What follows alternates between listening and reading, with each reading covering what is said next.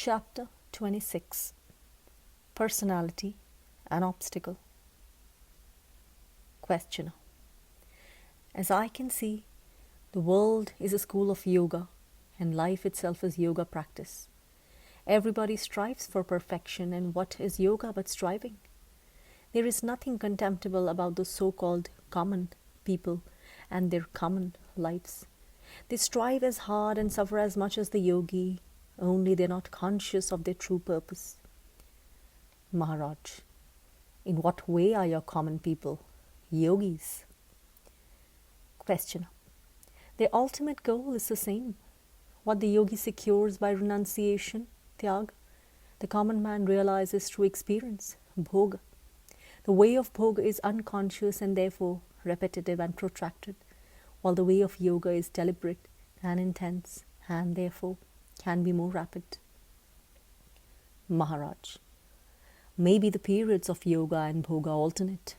First bhogi, then yogi, then again bhogi, then again yogi.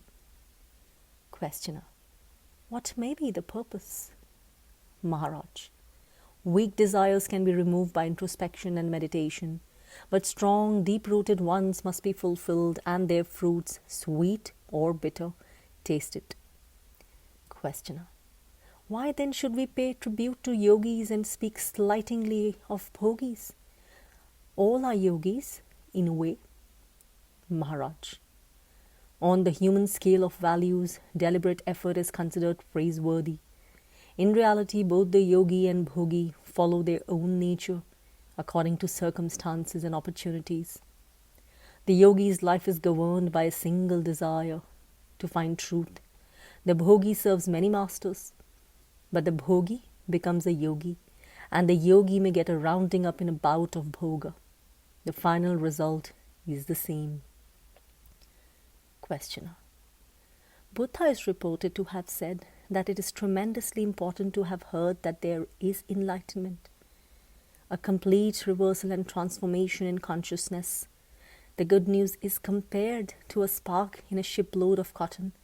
Slowly but relentlessly the whole of it will turn to ashes. Similarly, the good news of enlightenment will, sooner or later, bring about a transformation. Maharaj. Yes. First hearing, Shravan, then remembering, Smarana, pondering, Manana, and so on. We are on familiar ground. The man who heard the news becomes a yogi, while the rest continue in their bhoga. Questioner. But you agree that living a life, just living the humdrum life of the world, being born to die and dying to be born, advances man by its sheer volume, just like the river finds its way to the sea by the sheer mass of the water it gathers. Maharaj. Before the world was, consciousness was. In consciousness comes into being, in consciousness it lasts, and into pure consciousness it dissolves. At the root of everything is the feeling, I am. The state of mind, there is a world, is secondary. For to be, I do not need the world needs me. Questioner. The desire to live is a tremendous thing. Maharaj. Still greater is the freedom from the urge to live. Questioner. The freedom of the stone? Maharaj. Yes, the freedom of the stone and much more besides. Freedom unlimited and conscious. Questioner. Is not personality required for gathering experience? Maharaj. As you are now, the personality is only an obstacle. Self-identification with the body may be good for the infant, but true growing up depends on getting the body out of the way. Normally, one should outgrow body-based desires early in life. Even the bhogi, who does not refuse enjoyments, need not hanker after the ones he has tasted. Habit, desire for repetition, frustrates both the yogi and the bhogi. Questioner. Why do you keep on dismissing the person, Vyakti, as of no importance? Personality is the primary fact of our existence. It occupies the entire stage. Maharaj, as long as you do not see that it is mere habit, built on memory, prompted by desire, you will think yourself to be a person, living, feeling, thinking, active, passive, pleased or pained. Question yourself. Ask yourself, is it so? Who am I? What is behind and beyond all this? And soon you will see your mistake. And it is in the very nature of a mistake to cease to be when seen. Questioner. The yoga of living, of life itself, we may call the natural yoga, Nisarga Yoga. It reminds me of the primal yoga, Adi Yoga, mentioned in the Rigveda, which was described as the marrying of life with mind. Maharaj, a life lived thoughtfully in full awareness is by itself Nisarga Yoga. Questioner. What does the marriage of life and mind mean? Maharaj, living in spontaneous awareness, consciousness of effortless living, being fully interested in one's life, all this is implied. Questioner. Sharda Devi, wife of Sri Ramakrishna Paramahans, used to scold his disciples for too much effort. She compared them to mangoes on the tree which are being plucked before they are ripe. Why hurry? She used to ask. Wait till you're fully ripe, mellow and sweet. Maharaj, how right she was. There are so many who take the dawn for the noon, a momentary experience for full realization, and destroy even the little they gain by excess of pride. Humility and silence are essential for a sadhak, however advanced. Only a fully ripened jnani can allow himself complete spontaneity. Questioner. It seems there are schools of yoga where the student, after illumination, is obliged to keep silent for 7 or 12 or 15 or even 25 years. Even Bhagwan Sri Ramana Maharshi imposed on himself 20 years of silence before he began to teach. Maharaj, yes, the inner fruit must ripen. Until then the disciple, the living in awareness, must go on. Gradually the practice becomes more and more subtle until it becomes altogether formless. Questioner. Krishnamurti too speaks of living in awareness? Maharaj, he always aims directly at the ultimate. Yes, ultimately all yogas end in your Adi Yoga, the marriage of consciousness. The bride to life, the bridegroom. Consciousness and being, Sat, Chit, meet in bliss, Anand. For bliss to arise, there must be meeting, contact, the assertion of unity in duality. Question. Buddha too has said that for the attainment of nirvana, one must go to living beings. Consciousness needs life to grow. Maharaj, the world itself is contact, the totality of all contacts actualized in consciousness. The spirit touches matter and consciousness results. Such consciousness, when tainted with memory and expectation, becomes bondage. Pure experience does not bind. Experience caught between desire and fear is impure and creates karma. Questioner. Can there be happiness in unity? Does not all happiness necessarily imply contact, therefore duality? Maharaj, there is nothing wrong with duality as long as it does not create conflict. Multiplicity and variety without strife is joy. In pure consciousness there is light. For warmth, contact is needed. Above the unity of being is the union of love. Love is the meaning and purpose of duality. Questioner. I am an adopted child.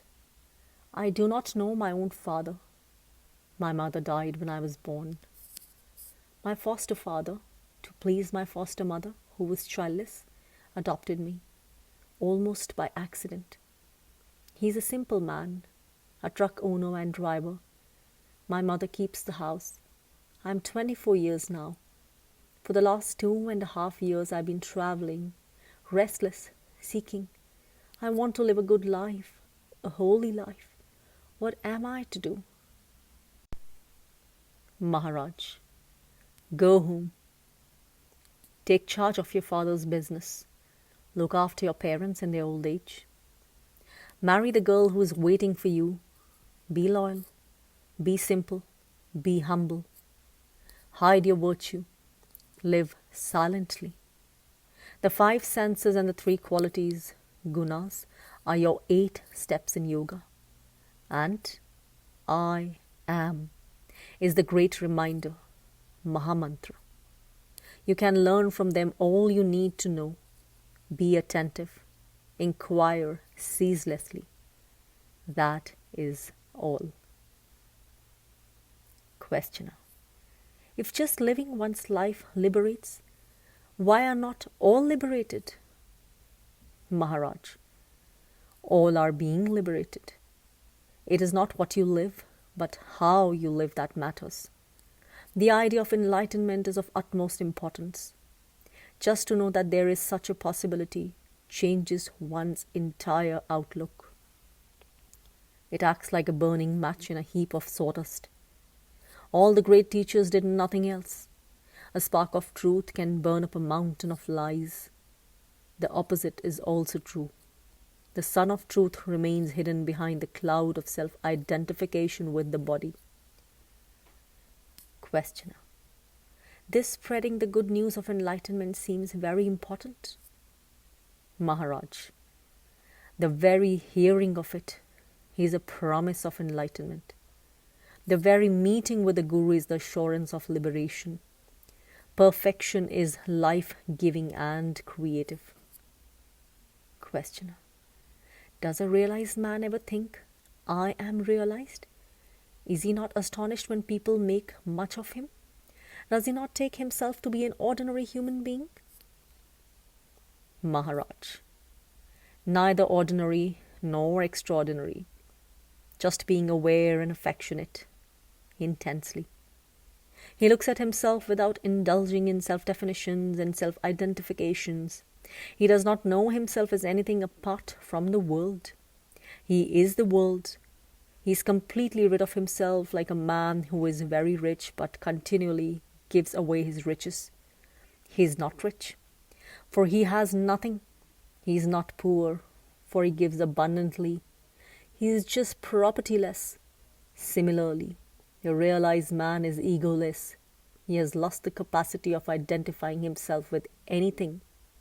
He is without location, placeless, beyond space and time, beyond the world, beyond words and thoughts is he. Questioner.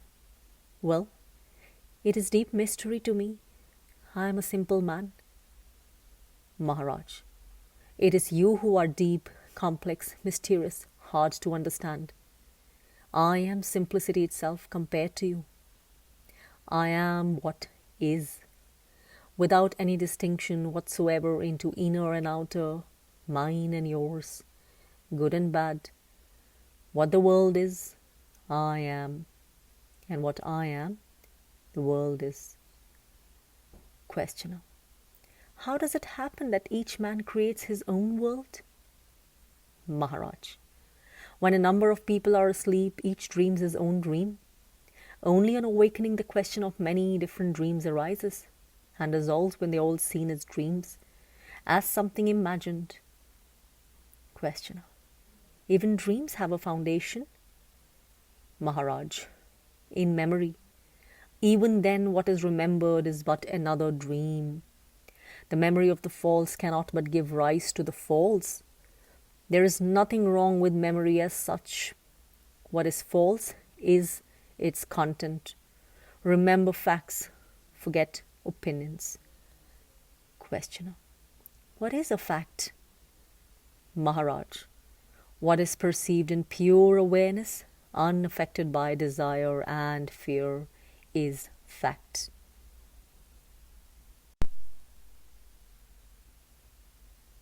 Chapter 27. The beginningless begins forever. Questioner. The other day I was asking you about the two ways of growth, renunciation and enjoyment, yoga and bhoga. The difference is not so great as it looks. The yogi renounces to enjoy, the bhogi enjoys to renounce. The yogi renounces first, the bhogi enjoys first. Maharaj. So what? Leave the yogi to his yoga and the bhogi to his bhoga. Questioner. The way of bhoga seems to be the better one. The yogi is like a green mango, separated from the tree prematurely and kept to ripen in a basket of straw. Airless and overheated, it does get ripe, but the true flavor and fragrance are lost. The mango left on the tree grows to full size, color and sweetness, a joy in every way. Yet somehow, yoga gets all the praise and bhoga all the curses. As I see it, bhoga is the better of the two. Maharaj. What makes you say so? Questioner. I watch the yogis and their enormous efforts, even when they realize there is something bitter or astringent about it. They seem to spend much of their time in trances, and when they speak, they merely voice their scriptures. At their best, such jnanis are like flowers, perfect, but just little flowers, shedding their fragrance within a short radius. There are some others who are like forests, rich, varied, immense, full of surprises, a world in themselves. There must be a reason for this difference. Maharaj. Well, you said it. According to you, one got stunted in his yoga, while the other flourished in bhoga. Questioner. Is it not so? The yogi is afraid of life and seeks peace, while the bhogi is adventurous, full of spirits, forward-going. The yogi is bound by an idea, while the bhogi is ever ready to explore. Maharaj. It is a matter of wanting much or being satisfied with little. The yogi is ambitious, while the bhogi is merely adventurous. Your bhogi seems to be richer and more interesting, but it is not so in reality.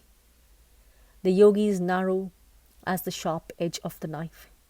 He has to be, to cut deep and smoothly, to penetrate unerringly in the many layers of the false. The bhogi worships at many altars. The yogi serves none but his own true self. There is no purpose in opposing the yogi to the bhogi. The way of outgoing, pravritti, necessarily precedes the way of returning, nivritti. To sit in judgment and lot marks is ridiculous. Everything contributes to the ultimate perfection. Some say there are three aspects of reality: truth, wisdom, bliss. He who seeks truth becomes a yogi. He who seeks wisdom becomes a jnani.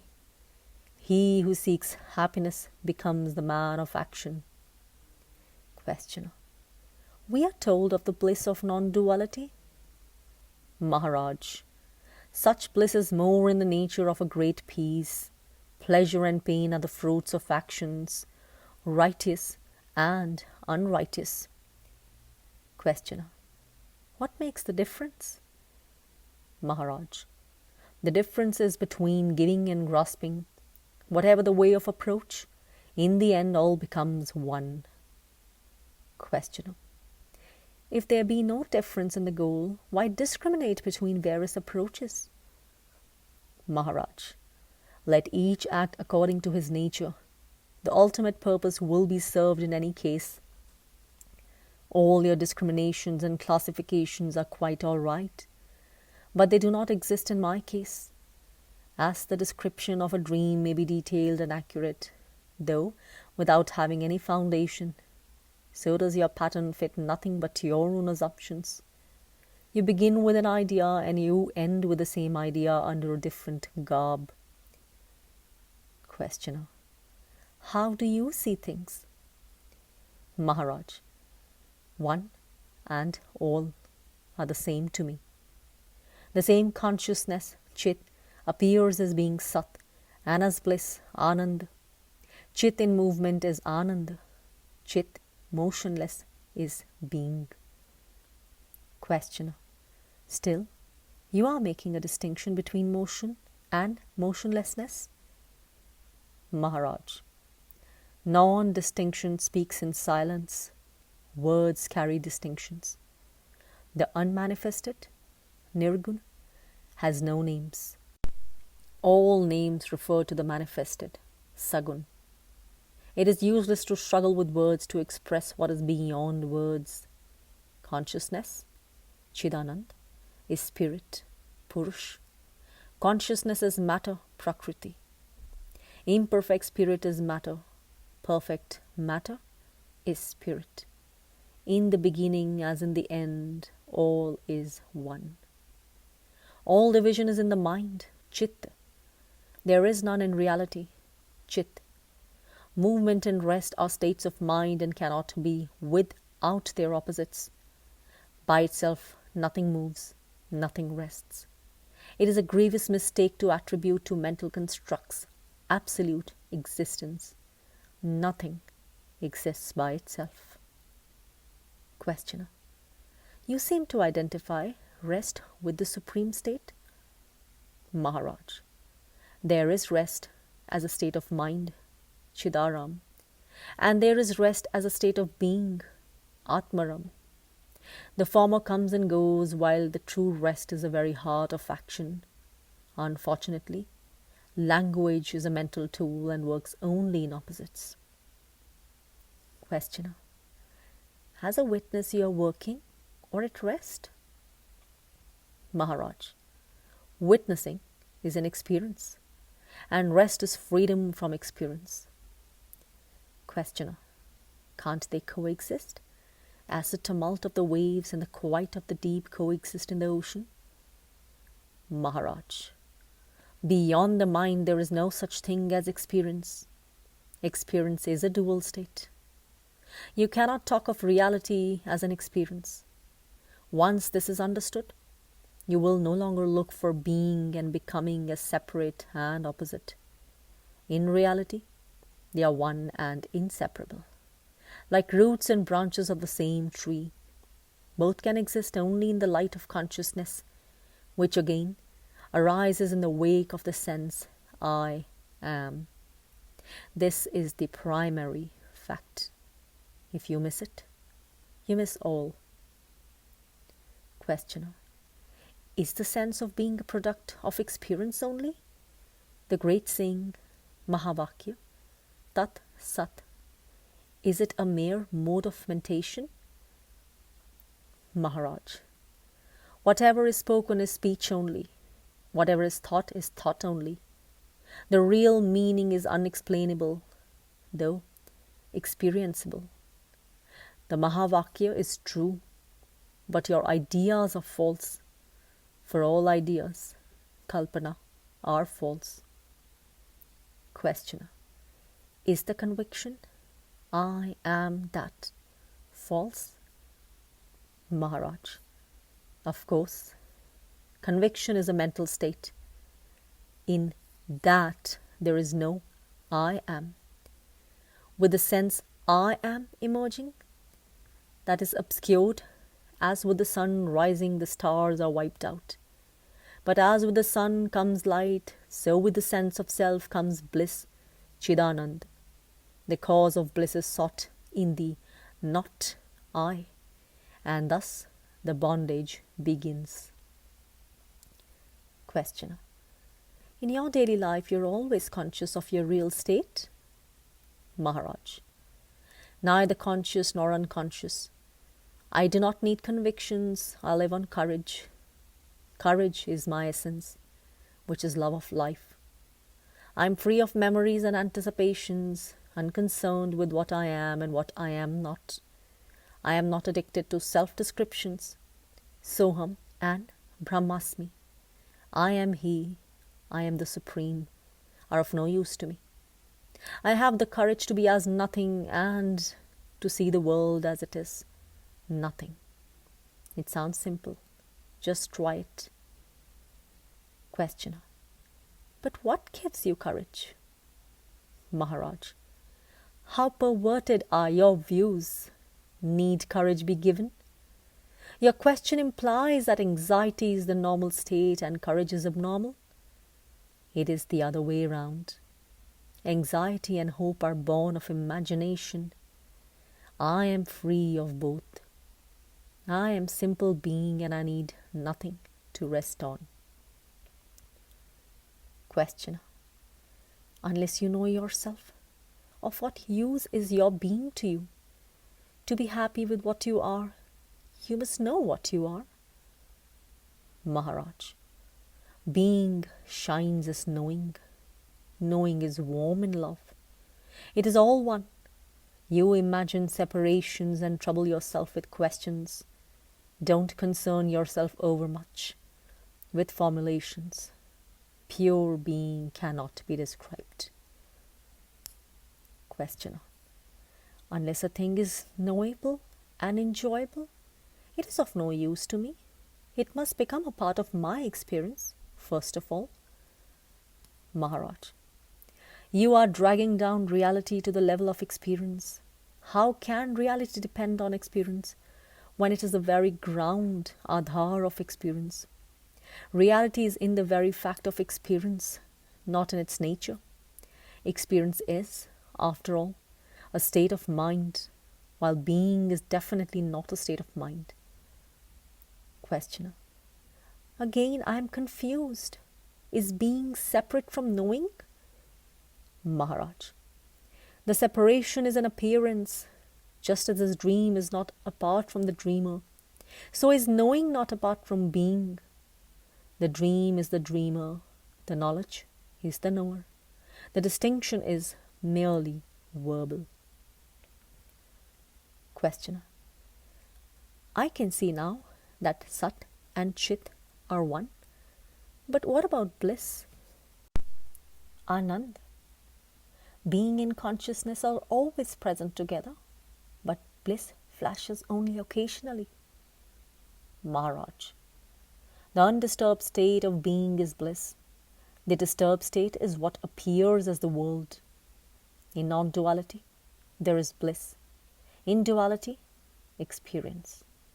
What comes and goes is experience, with its duality of pain and pleasure. Bliss is not to be known. One is always bliss, but never blissful. Bliss is not an attribute. Questioner. I have another question to ask.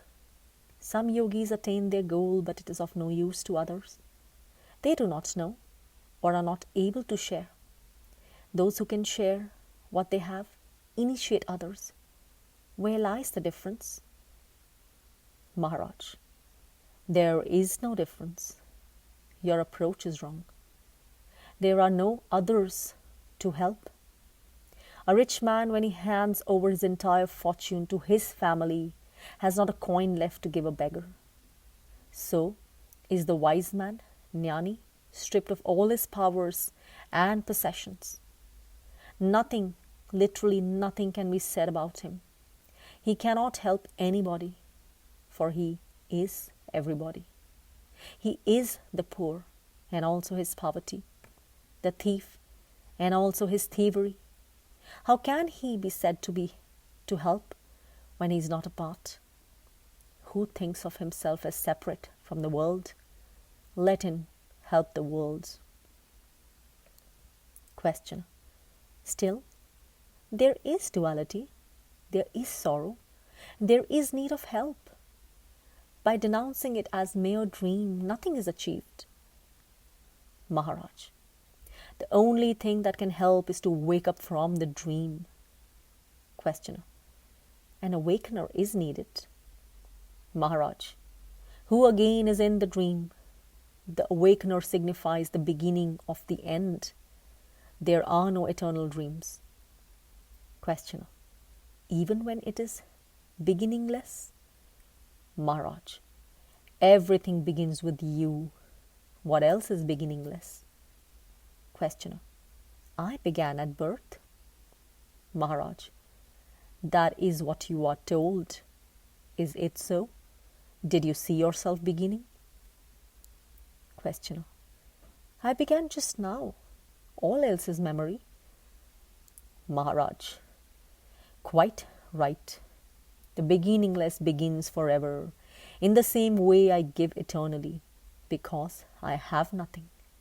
To be nothing, to have nothing, to keep nothing for oneself is the greatest gift, the highest generosity. Questioner, is there no self-concern left? Maharaj, of course I am self-concerned, but the self is all. In practice it takes the shape of goodwill, unfailing and universal. You may call it love, all-pervading, all-redeeming. Such love is supremely active, without the sense of doing.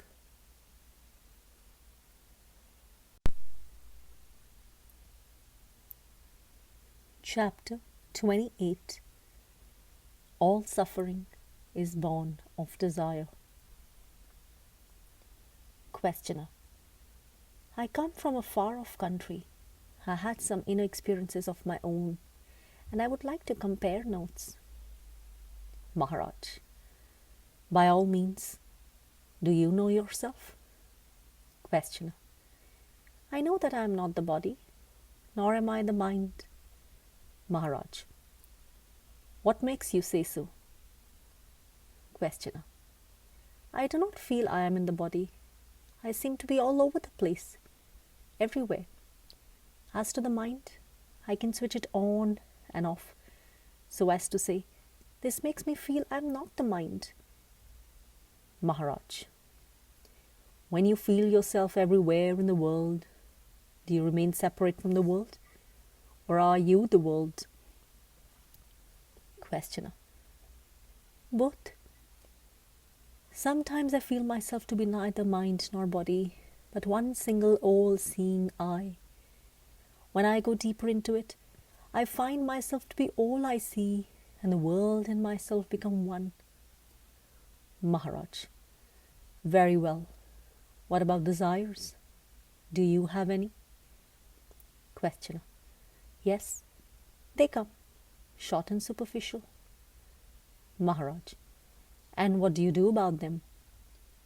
Questioner, what can I do? They come, they go. I look at them.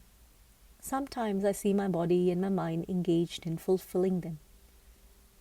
Maharaj, whose desires are being fulfilled? Questioner, they are a part of the world in which I live. They are just as trees and clouds are there. Maharaj, are they not a sign of some imperfection? Questioner, why should they be? They are as they are, and I am as I am.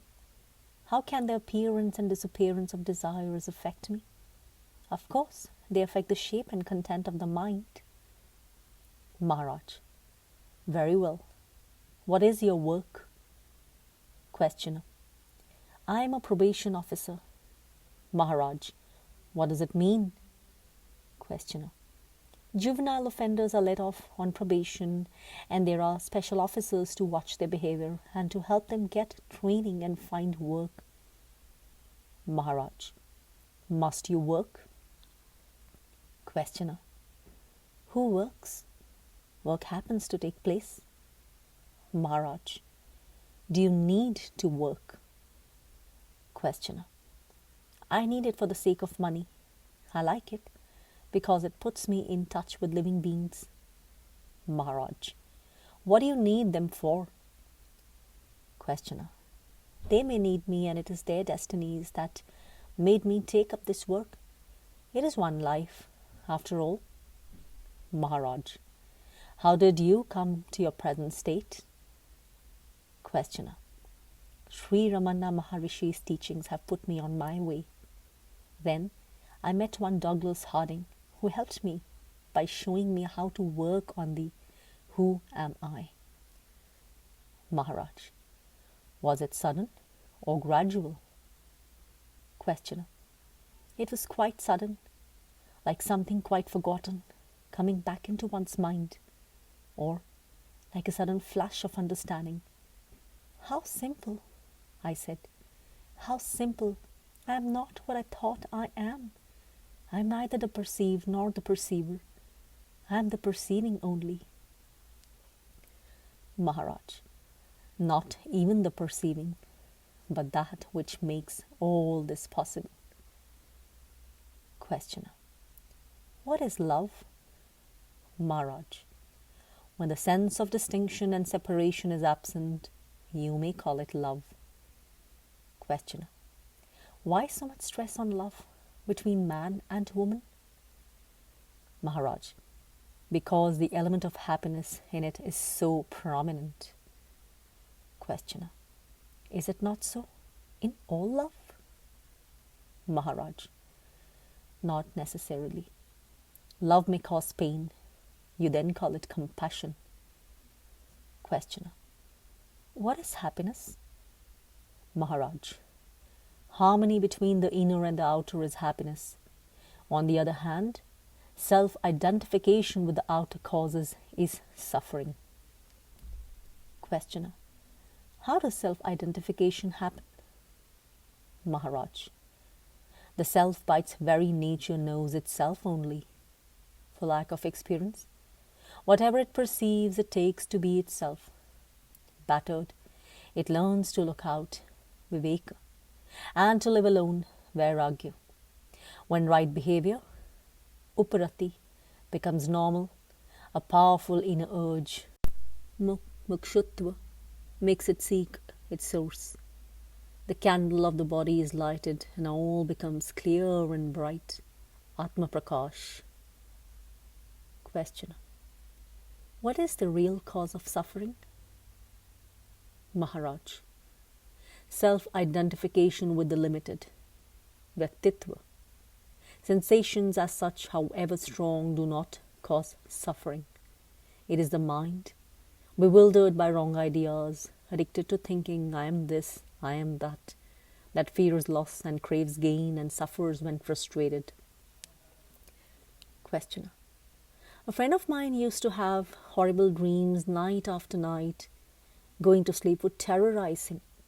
Nothing could help him. Maharaj. Company of the truly good, satsang, would help him. Questioner. Life itself is a nightmare. Maharaj.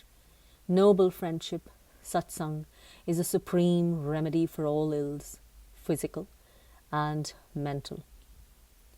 Questioner. Generally, one cannot find such friendship. Maharaj. Seek within. Your own self is your best friend. Questioner. Why is life so full of contradictions? Maharaj. It serves to break down mental pride. We must realize how poor and powerless we are. As long as we delude ourselves by what we imagine ourselves to be, to know, to have, to do, we are in a sad plight only. Indeed, in complete self-negation only is there a chance to discover our real being. Questioner. Why so much stress on self-negation? Maharaj. As much as on self-realization. The false self must be abandoned before the real self can be found. Questioner. The self you choose to call false is to me most distressingly real. It is the only self I know. What you call the real self is a mere concept, a way of speaking, a creature of the mind, an attractive ghost. My daily self is not a beauty, I admit, but it is my own and my only self. You say I am or have another self. Do you see it? It is a reality to you, is it? Or do you want me to believe what you yourself don't see? Maharaj. Don't jump to conclusions rashly. The concrete need not be the real. The conceived need not be false. Perceptions based on sensations and shaped by memory imply a perceiver whose nature you never cared to examine. Give it your full attention. Examine it with loving care, and you will discover heights and depths of which you did not dream of, engrossed as you are in a puny image of yourself. Questioner: I must be in the right mood to examine myself fruitfully. Maharaj: you must be serious, intent, truly interested. You must be full of goodwill for yourself. Questioner: I am selfish, all right. Maharaj: you are not. You are all the time destroying yourself and your own by serving strange gods, inimical and false. By all means be selfish, the right way. Wish yourself well. Labor at what is good for you. Destroy all that stands between you and happiness. Be all, love all, be happy, make happy. No happiness is greater. Questioner: why is there so much suffering in love? Maharaj: all suffering is born of desire. True love is never frustrated. How can the sense of unity be frustrated? What can be frustrated is the desire for expression. Such desire is of the mind. As with all things mental, frustration is inevitable. Questioner: what is the place of sex in love? Maharaj: love is a state of being. Sex is energy. Love is wise. Sex is blind. Once the true nature of love and sex is understood, there will be no conflict or confusion. Questioner: there is so much sex without love. Maharaj: without love all is evil. Life itself without love is evil. Questioner: who can make me love? Maharaj: you are love itself when you are not afraid.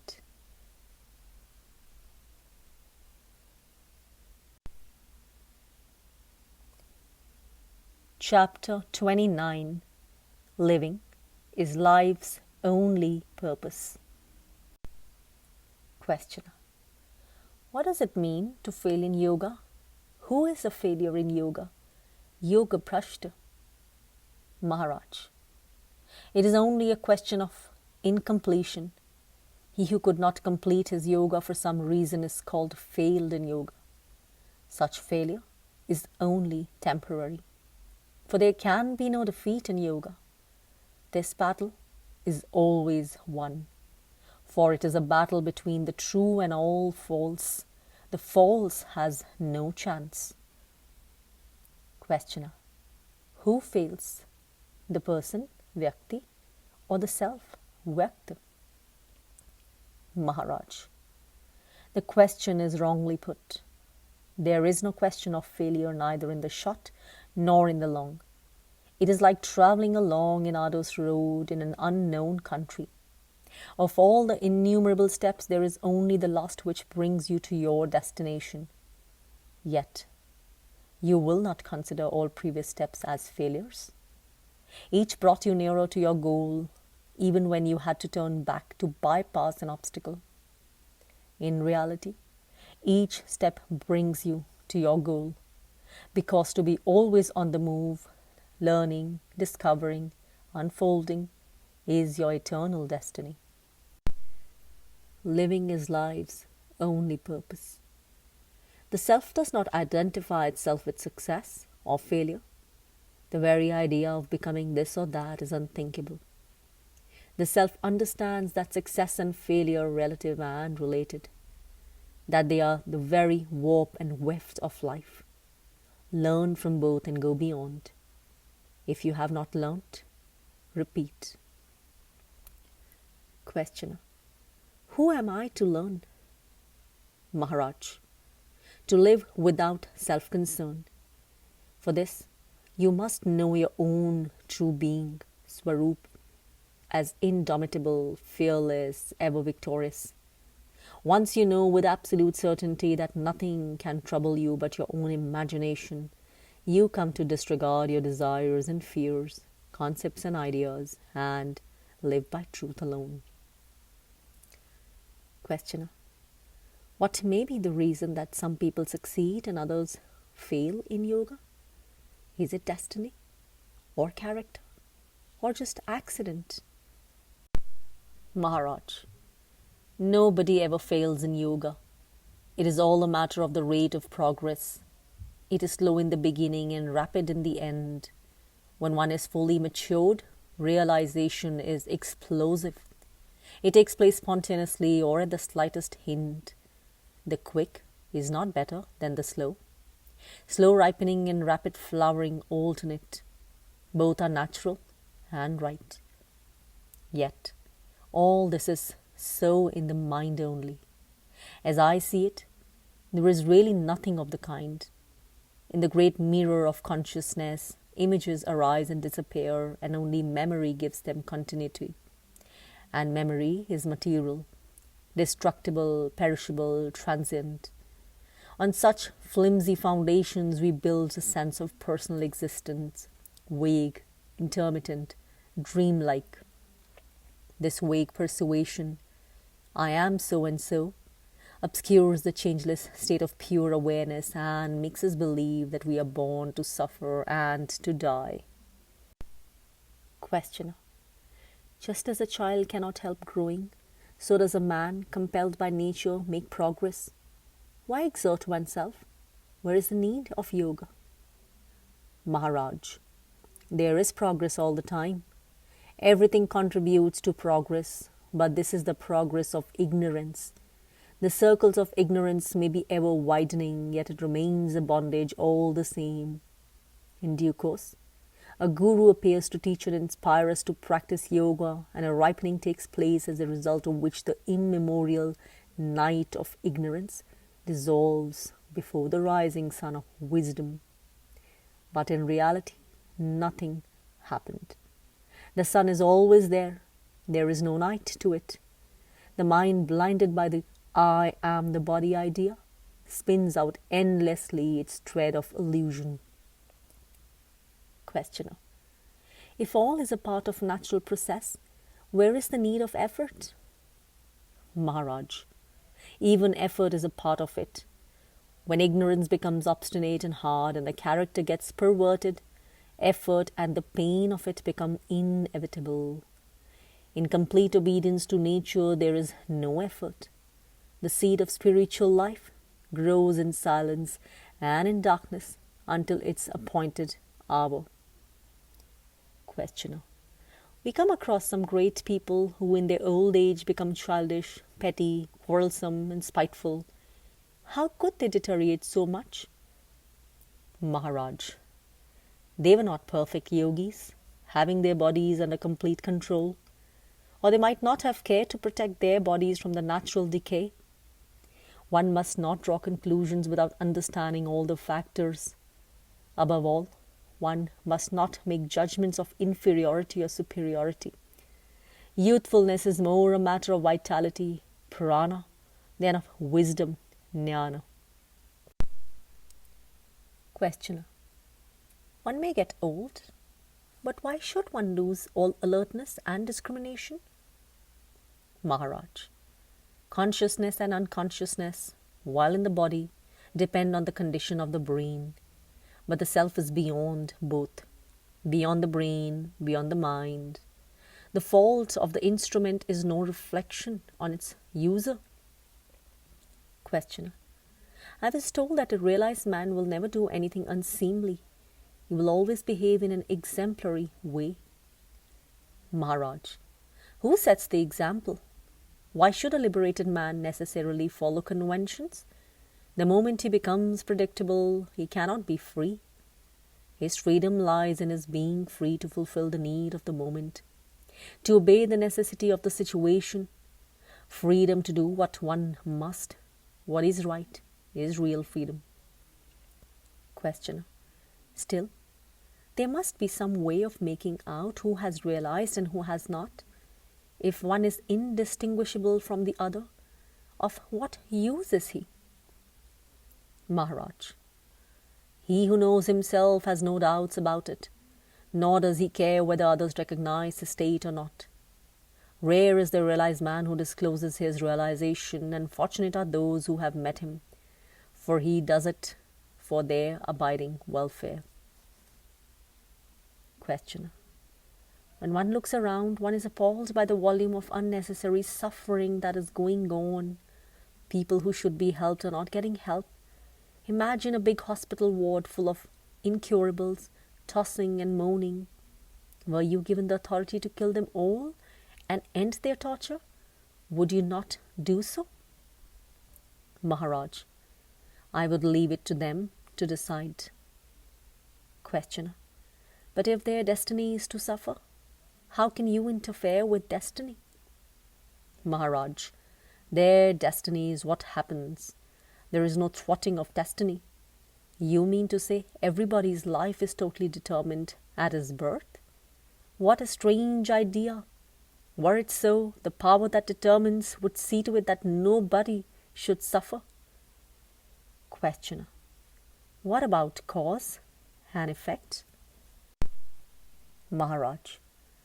Each moment contains the whole of the past and creates the whole of the future. Questioner. But past and future exist? Maharaj. In the mind only. Time is in the mind, space is in the mind. The law of cause and effect is also a way of thinking. In reality, all is here and now, and all is one. Multiplicity and diversity are in the mind only. Questioner. Still, you are in favor of relieving suffering, even through destruction of the incurably diseased body? Maharaj. Again, you look from outside, while I look from within. I do not see a sufferer. I am the sufferer. I know him from within and do what is right spontaneously and effortlessly. I follow no rules nor lay down rules. I flow with life, faithfully and irresistibly. Questioner. Still, you seem to be a very practical man in full control of your immediate surroundings. Maharaj. What else do you expect me to be? A misfit? Questioner. Yet you cannot help another much. Maharaj. Surely I can help. You too can help. Everybody can help. But the suffering is all the time recreated. Man alone can destroy in himself the roots of pain. Others can only help with the pain, but not with its cause, which is the abysmal stupidity of mankind. Questioner. Will this stupidity ever come to an end? Maharaj. In man, of course. Any moment. In humanity, as we know it, after very many years. In creation, never. For creation itself is rooted in ignorance. Matter itself is ignorance. Not to know and not to know that one does not know is the cause of endless suffering. Questioner. We are told of the great avatars, the saviors of the world. Maharaj. Did they save? They have come and gone, and the world plods on. Of course, they did a lot and opened new dimensions in the human mind, but to talk of saving the world is an exaggeration. Questioner. Is there no salvation for the world? Maharaj. Which world do you want to save? The world of your own projection? Save it yourself.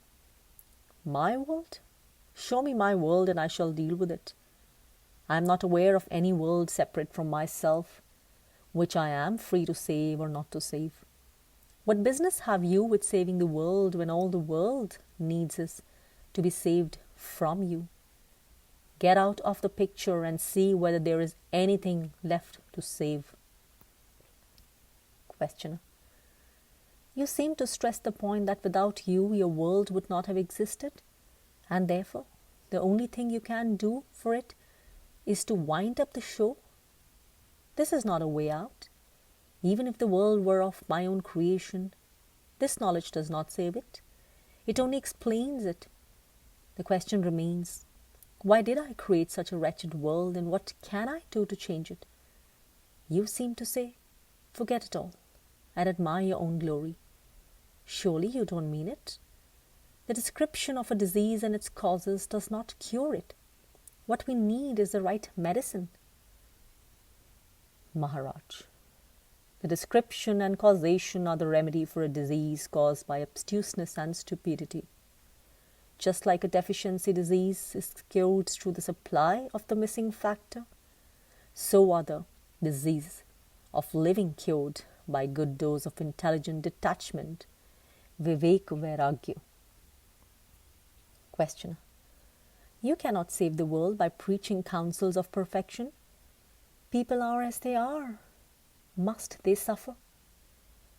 Maharaj, as long as they are as they are, there is no escape from suffering. Remove the sense of separateness and there will be no conflict. Questioner, a message in print may be paper and ink only. It is the text that matters. By analyzing the world into elements and qualities, we miss the most important, its meaning. Your reduction of everything to dream disregards the difference between the dream of an insect and the dream of a poet. All is dream, granted, but not all are equal. Maharaj, the dreams are not equal, but the dreamer is one. I am the insect, I am the poet in dream, but in reality I am neither. I am beyond all dreams. I am the light in which all dreams appear and disappear. I am both inside and outside the dream. Just as a man suffering headache knows the ache and also knows that he is not the ache, so do I know the dream, myself dreaming and myself not dreaming, all at the same time. I am what I am before, during and after the dream, but what I see in dream, I am not. Questioner, it is all a matter of imagination. One imagines that one is dreaming, another imagines one is not dreaming. Are not both the same? Maharaj, the same and not the same.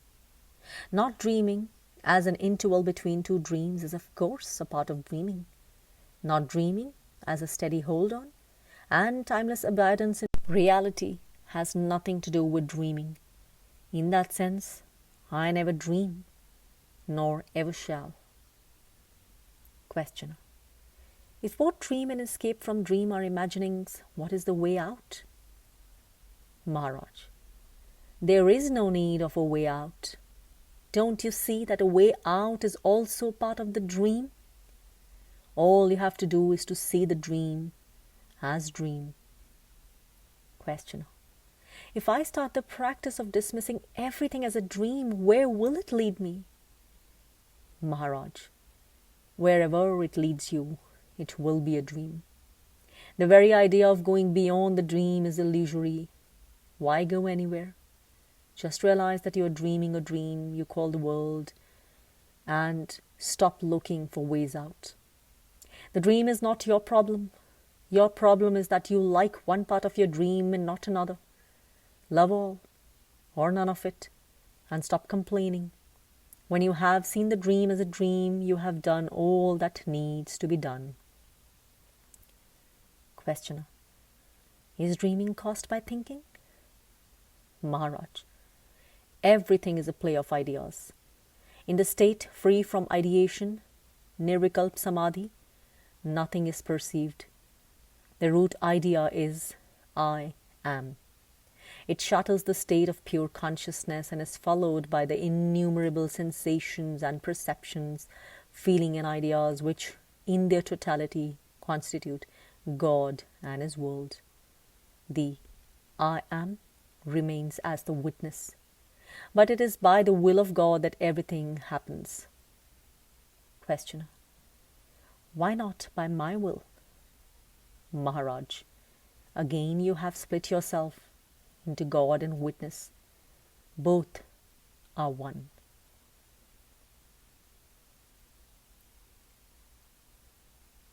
Chapter 30. You are free now. Questioner. There are so many theories about the nature of man and universe. The creation theory, the illusion theory, the dream theory, any number of them. Which is true? Maharaj. All are true, all are false. You can pick up whichever you like best. Questioner. You seem to favor the dream theory? Maharaj. These are all ways of putting words together. Some favor one way, some favor another. Theories are neither right nor wrong. They are attempts at explaining the inexplicable. It is not the theory that matters, but the way it is being tested. It is the testing of the theory that makes it fruitful. Experiment with any theory you like. If you are truly earnest and honest, the attainment of reality will be yours. As a living being, you are caught in an untenable and painful situation, and you are seeking a way out. You are being offered several plans of your prison, none quite true. But they are all of some value, only if you are in dead earnest. It is the earnestness that liberates and not the theory. Questioner. Theory may be misleading and earnestness blind? Maharaj. Your sincerity will guide you. Devotion to the goal of freedom and perfection will make you abandon all theories and systems and live by wisdom, intelligence, and active love. Theories may be good as starting points, but must be abandoned. The sooner, the better. Questioner. There is a yogi who says that for realization, the eightfold yoga is not necessary, that willpower alone will do. It is enough to concentrate on the goal with full confidence in the power of pure will to obtain effortlessly and quickly what others take decades to achieve. Maharaj. Concentration, full confidence, pure will. With such assets, no wonder one attains in no time. Thus, yoga of will is all right for the mature seeker, who has shed all desires but one. After all, what is will but steadiness of heart and mind? Given such steadfastness, all can be achieved. Questioner. I feel the yogi did not mean mere steadiness of purpose, resulting in ceaseless pursuit and application. He meant that, with will fixed on the goal, no pursuit or application are needed. The mere fact of willing attracts its object. Maharaj. Whatever name you give it, will or steady purpose or one-pointedness of the mind, you come back to earnestness, sincerity, honesty. When you are in dead earnest, you bend every incident, every second of your life to your purpose. You do not waste time and energy on other things. You are totally dedicated. Call it will or love or plain honesty. We are complex beings at war within and without. We contradict ourselves all the time, undoing today the work of yesterday. No wonder we are stuck. A little of integrity would make a lot of difference. Questioner. What is more powerful, desire or destiny? Maharaj. Desire shapes destiny. Questioner. And destiny shapes desire? My desires are conditioned by heredity and circumstances, by opportunities and accidents, by what we call destiny. Maharaj. Yes, you may say so. Questioner. At what point am I free to desire what I want to desire?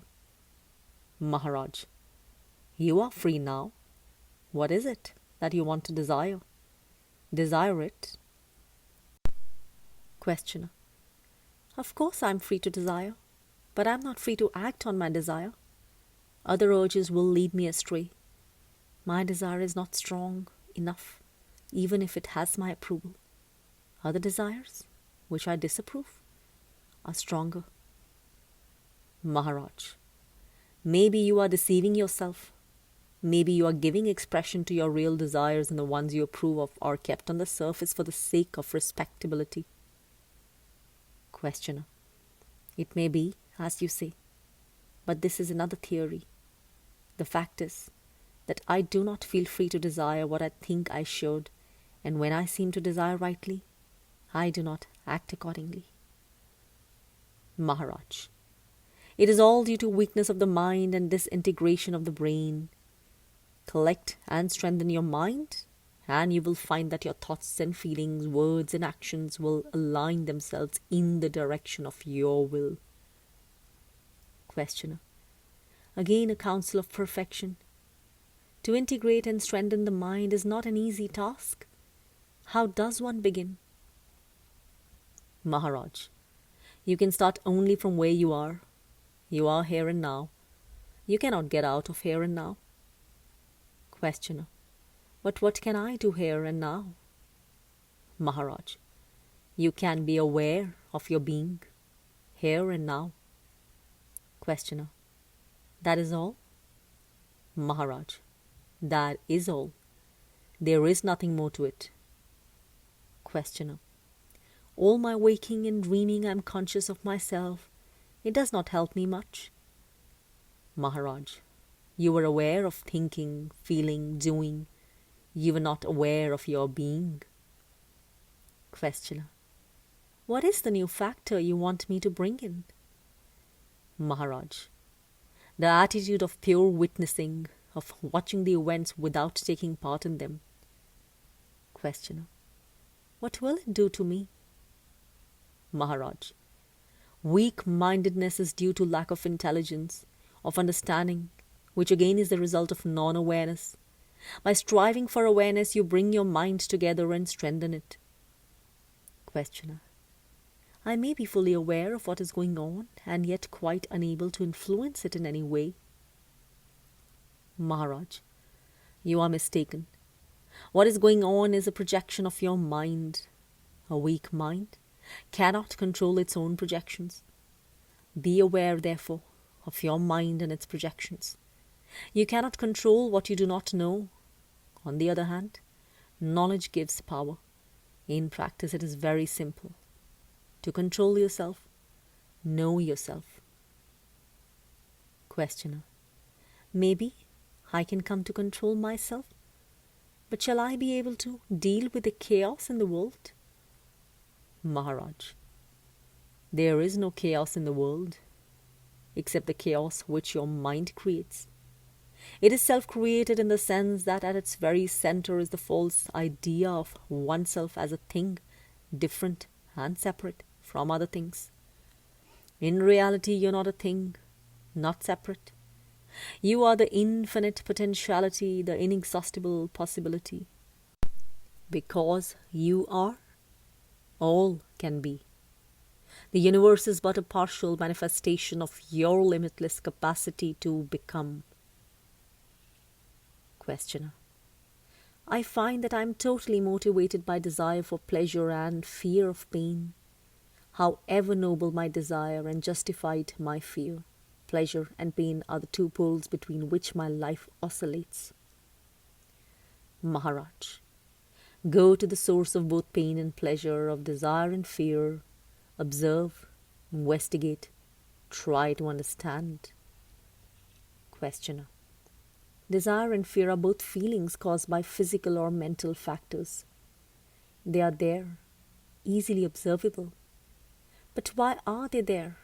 Why do I desire pleasure and fear pain? Maharaj, pleasure and pain are states of mind. As long as you think you are the mind, or rather the body-mind, you are bound to raise such questions.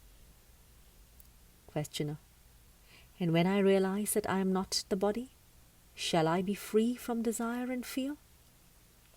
Maharaj, as long as there is a body and a mind to protect the body, attractions and repulsions will operate.